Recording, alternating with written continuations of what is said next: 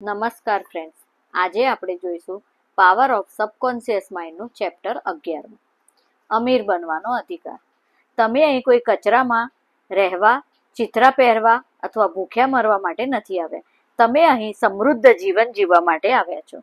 દુનિયામાં પ્રત્યેક વ્યક્તિને અમીર બનવાનો મૂળભૂત અધિકાર છે. દરેક વ્યક્તિ સમૃદ્ધ જીવન જીવવા અને ખુશ, સ્વસ્થ તથા આઝાદ રહેવા આવ્યા છે. માટે દરેક પાસે એટલા પૈસા તો હોવા જ જોઈએ કે પ્રત્યેક વ્યક્તિ પોતાની જરૂરિયાતના હિસાબથી પૂર્ણ, સુખી અને સમૃદ્ધ જીવન જીવી શકે. તમે પણ વિકાસ કરવા, વ્યાપક બનવા અને સ્વયંને આધ્યાત્મિક, માનસિક તથા ભૌતિક રૂપથી પ્રગટ કરવા માટે આવ્યા છો. તમને તમારી સંભાવનાઓને પૂરી કરવાનો અને આત્મ અભિવ્યક્તિનો અધિકાર છે. તેનું એક મહત્વપૂર્ણ પાસું સુંદરતા અને વિલાસિતાથી ઘેરાયેલું રહેવાનું છે. જ્યારે તમે પોતાના અવચેતન મનની મદદથી અમીરીનો આનંદ લઈ શકો છો, તો પછી તંગીમાં કેમ રહેવામાં આવે? આ અધ્યાયમાં તમે પૈસા સાથે દોસ્તી કરતા શીખશો. જ્યારે તમે આમ કરી લો છો, તો તમારી પાસે પોતાની જરૂરિયાતના બધા પૈસા હશે અને જરૂરિયાત કરતા પણ વધારે. અમીર બનવાની પોતાની ઈચ્છા વિશે કોઈ પણ વાતમાં શરમનો અનુભવ ન કરો. ગહેનતમ સ્તર પર આ ઈચ્છા પૂર્ણ, ખુશ અને અદ્ભુત જીવન જીવવાની ઈચ્છા છે. આ સમગ્ર બ્રહ્માંડની ઈચ્છા છે. આ માત્ર સારી નથી, પરંતુ ઘણી સારી છે. તમે જાણો છો કે ધન વિનિમયનું સાધન છે. તે આઝાદીનું પ્રતીક છે, પરંતુ સુંદરતા, પરિષ્કાર, પ્રચુરતા અને વિલાસિતાનું પણ પ્રતીક છે. તે કોઈ રાષ્ટ્રના આર્થિક સ્વાસ્થ્યનું પ્રતીક છે. જો લોહી તમારા શરીરમાં સ્વતંત્ર રૂપથી પ્રવાહિત થઈ રહ્યું છે, તો તમે શારીરિક દ્રષ્ટિએ સ્વસ્થ છો. જો ધન તમારા જીવનમાં સ્વતંત્ર રૂપથી પ્રવાહિત થઈ રહ્યું છે, તો તમે આર્થિક દ્રષ્ટિથી સ્વસ્થ છો. જ્યારે મનુષ્ય ધન સંચય કરવા લાગે છે, તેને ટીનના ડબ્બામાં બંધ કરવા લાગે છે અને ભયાક્રાંત અથવા આશંકિત થવા લાગે છે, તો તેનો આર્થિક દ્રષ્ટિથી બીમાર બની જાય છે. ધનના પ્રતીક સદીઓથી રૂપ બદલતા આવ્યા છે.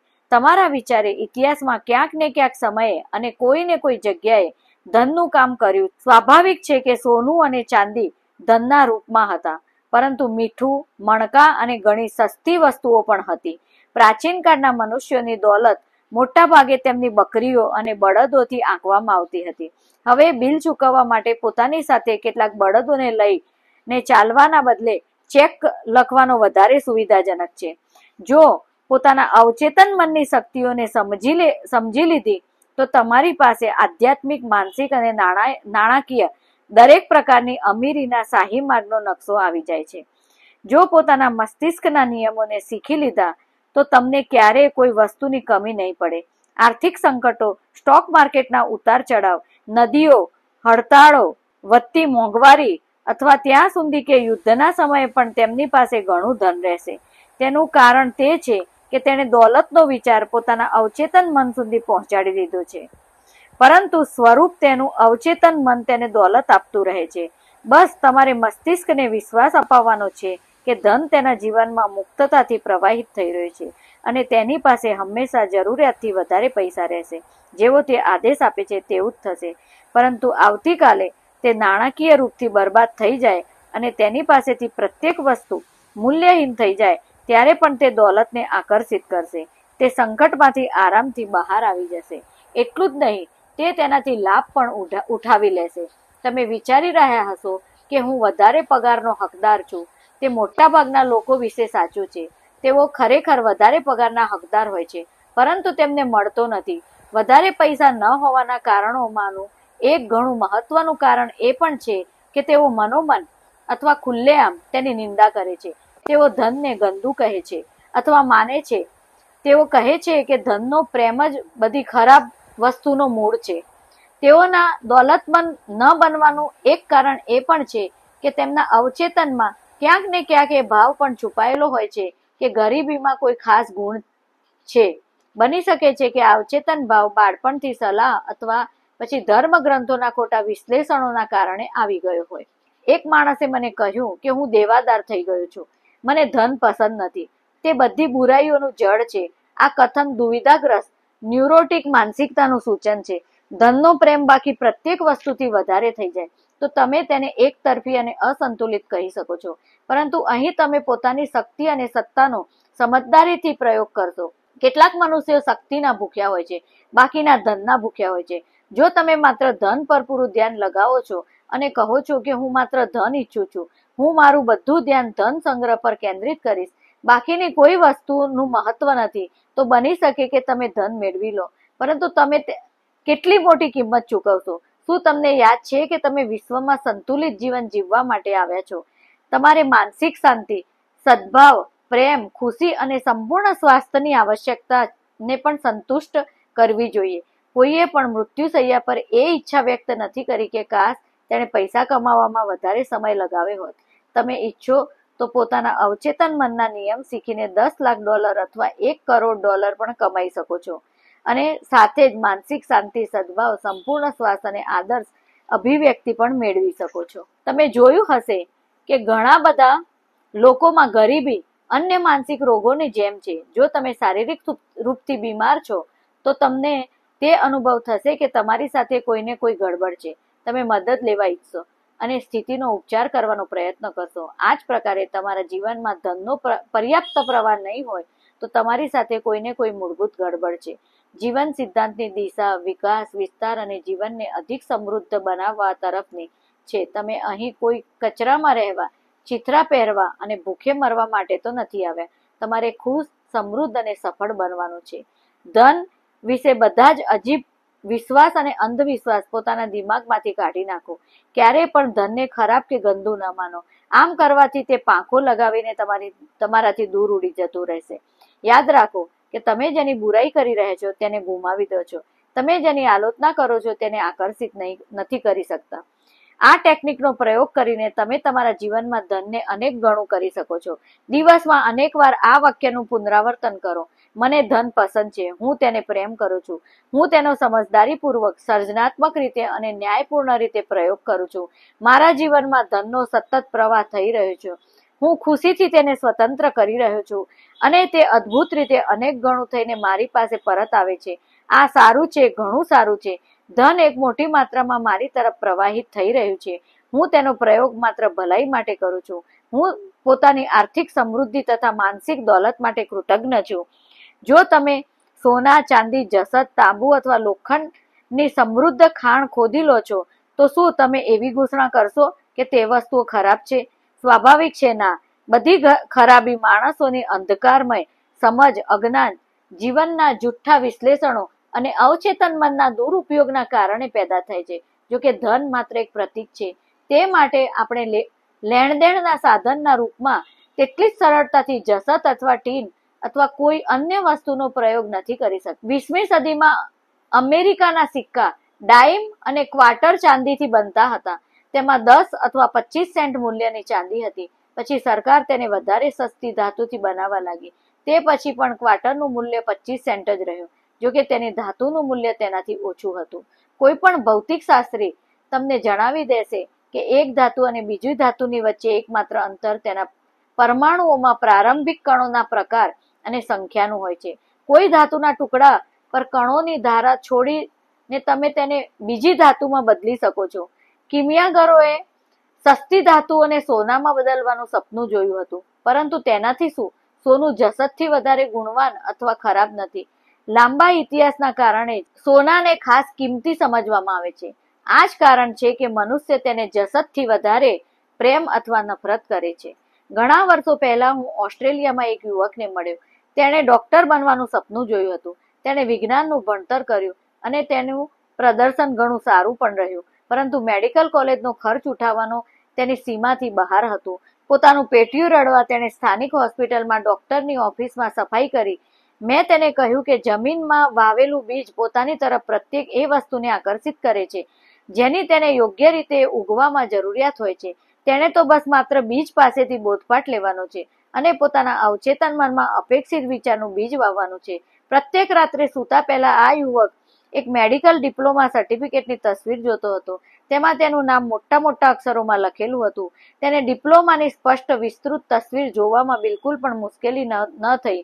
તે સવારમાં ડોક્ટરની ઓફિસમાં દિવાલો પર લટકાવેલી ફ્રેમ કરેલ ડિપ્લોમા સર્ટિફિકેટની ધૂળ સાફ કરીને તેને ચમકાવતો હતો. તેની સફાઈ કરતા સમયે તે તેને ધ્યાનથી જોતો હતો. કેટલાક મહિના સુધી તે તસવીરવાળી ટેકનિક અજમાવી રહ્યો. પછી જે ડોક્ટરની ઓફિસની તે સફાઈ કરતો હતો તેમણે તેને પૂછ્યું કે શું તે તેનો સહયોગી બનશે? ડોક્ટરે તેને એક પ્રશિક્ષક કાર્યક્રમમાં મોકલવાનો ખર્ચ ઉઠાવ્યો, જ્યાં તેણે ઘણી ચિકિત્સા સંબંધી યોગ્યતાઓ શીખી. તે પછી ડોક્ટરે તેને પોતાનો સહયોગી બનાવી દીધો. તેઓ આ યુવકની પ્રતિભા અને સંકલ્પથી એટલા પ્રભાવિત થયા કે તેમણે તેને પછીથી મેડિકલ કોલેજ મોકલવામાં મદદ કરી. આજે તે યુવક મોન્ટ્રીયલ, કેનેડામાં એક શીર્ષસ્થ ડોક્ટર છે. યુવકને સફળતા મળી કારણ કે તેણે આકર્ષણનો નિયમ શીખી લીધો હતો. તેણે તે જાણી લીધું કે પોતાના અવચેતન મનને સાચી રીતે પ્રયોગ કેવી રીતે કરવાનો છે. તેના યુગો જૂનો નિયમ સમાયેલો છે, જે કહે છે કે અંતને સ્પષ્ટ રૂપથી જોયા બાદ તમે તે અંતની પ્રાપ્તિના સાધનની ઈચ્છા કરો છો. આ મામલામાં અંત ડોક્ટર બનવું છે. તે ડોક્ટર બનવાની કલ્પના કરી શકતો હતો અને તેની વાસ્તવિકતા અનુભવી શકતો હતો. તે આ વિચારની સાથે જીવ્યો. તેણે તેને યથાવત રાખ્યો, પોષણ આપ્યું અને પ્રેમ કર્યો. છેવટે તસવીર જોવાના કારણે આ વિચાર તેના અવચેતન મનની પરતોને ભેદીને પહોંચી ગયો. તે વિશ્વાસ બની ગયો. આ વિશ્વાસે તેની તરફ પ્રત્યેક એ વસ્તુને આકર્ષિત કરી જે તેના સપનાને હકીકતમાં બદલવા માટે જરૂરી હતી. જો તમે કોઈ મોટી કંપનીમાં કામ કરો છો અને તમને ઓછો પગાર મળે છે, તો તમે આ વાતથી ચીડાવ છો અને તમારા બોસ તમને મહત્વ નથી આપતા. તમે સતત વિચારો છો કે તમે વધારે પગાર અને મહત્વના હકદાર છો. પોતાના બોસ પ્રત્યેક માનસિક વિરોધ રાખીને તમે અવચેતન રૂપથી આ કંપનીથી તમે પોતાના બંધન તોડી રહ્યા છો.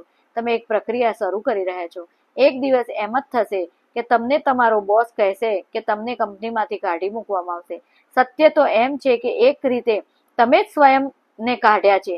તમારા બોસ તો માત્ર એક સાધનના રૂપમાં કામ કરી રહ્યા છે, જેનાથી તમારી જ માનસિક નકારાત્મક અવસ્થાની પુષ્ટિ થઈ છે. આ ક્રિયા અને પ્રતિક્રિયાનું માત્ર એક ઉદાહરણ છે. ક્રિયા તમારો વિચાર છે અને પ્રતિક્રિયા તમારા અવચેતન મનની છે. તમે સાંભળ્યું હશે કે જે પણ ખૂબ વધારે પૈસા કમાય છે તે હંમેશા બદમાશ હોય છે.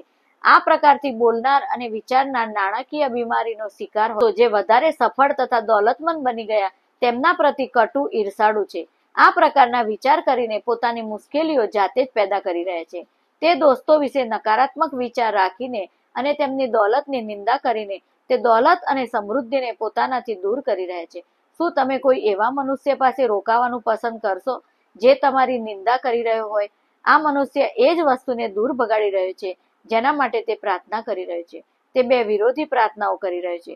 એક રીતે તે કહી રહ્યો છે કે હું ઈચ્છું છું કે દોલત મારી તરફ પ્રવાહિત થાય, પરંતુ બીજા જ શ્વાસમાં તે કહી રહ્યો છે કે તે માણસની દોલત ગંદી અને ખરાબ વસ્તુ છે.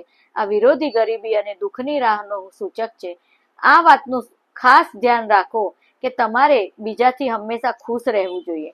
જો તમે રોકાણ સંબંધી માર્ગદર્શન ઈચ્છો છો પરંતુ ચિંતિત પણ રહો છો, તો ધીમેથી દાવો કરો. અસીમિત બુદ્ધિ મારા દરેક નાણાકીય મામલાને નિયંત્રણ કરે છે અને તેની દેખરેખ રાખે છે. હું જે પણ કરીશ સમૃદ્ધ થશે. તમે આમ વારંવાર પૂરા વિશ્વાસથી કરો છો તો તમે જોશો કે તમારું અવચેતન મન સમજદારી ભરેલા નિવેશોની તરફ વધુ તમને માર્ગદર્શન આપશે. એટલું જ નહીં, તમને નુકસાન પણ નહીં થાય, કારણ કે નુકસાન થયા પહેલા તમને જોખમ ભરેલા શેરોને વેચવાનો સંદેશ મળી જશે. તમે જોયું હશે કે મોટા રેસ્ટોરાંમાં પહેરેદારો અને જાસૂસોને રાખવામાં આવે છે, જેથી તેઓ ચોરી થતા સામાનને બચાવી શકે. તેઓ કેટલાક લોકોને ચોરી કરતા પકડે પણ છે. ચોર ચોરી કરવાના પ્રયત્નોમાં પોતાની જ શાંતિ, સદભાવ, વિશ્વાસ, પ્રામાણિકતા, અખંડતા, સદભાવ અને વિશ્વાસ ચોરી રહે છે. એટલું જ નહીં, એનાથી એમના અવચેતન મનમાં જે સંદેશ જાય છે તેનાથી તેમને ઘણું નુકસાન થાય છે. ચરિત્ર, છબી, સામાજિક પ્રતિષ્ઠા અને માનસિક શાંતિનું નુકસાન. આ લોકો એમ નથી સમજતા કે તેમનું દિમાગ કેવી રીતે કામ કરે છે.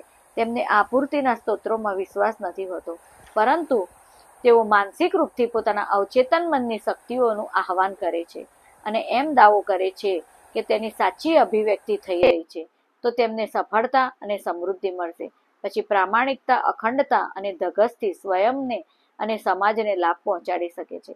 તમે જાણી ગયા હશો કે સ્વતંત્રતા, આરામ અને આવશ્યક દોલતની સતત આપૂર્તિ તમારા અવચેતન મનની શક્તિઓને ઓળખવામાં નિહિત છે. આ તમારા વિચાર અથવા માનસિક છબીની રચનાત્મક શક્તિઓને ઓળખવામાં નિહિત છે. પોતાના મસ્તિષ્કમાં સમૃદ્ધિથી ભરેલા જીવનનો સ્વીકાર કરો. દોલતની માનસિક સ્વીકૃતિ અને આશાનું પોતાનું ગણિત તથા અભિવ્યક્તિનું તંત્ર હોય છે. જ્યારે તમે સમૃદ્ધિની માનસિકતામાં ડગલું ભરો છો, તો તે સમૃદ્ધ જીવનને સંભવ બનાવનાર વસ્તુઓ ઘટવા લાગે છે. એવી ઘોષણા કરો કે હું મારા અવચેતન મનની અસીમિત સમૃદ્ધિની સાથે એકાકાર છું. અમીર, ખુશ અને સફળ બનવું મારો અધિકાર છે. ધન મારી તરફ મુક્તતાથી, પ્રચુરતાથી અને અનંત રૂપથી પ્રવાહિત થઈ રહ્યું છે. હું હંમેશા પોતાના સાચા મૂલ્ય પ્રતિ સચેત છું. હું પોતાની પ્રતિભાઓને મુક્ત રૂપથી આપું છું અને મને અત્યાધિક નાણાકીય વરદાન મળે છે. આ અદ્ભુત છે.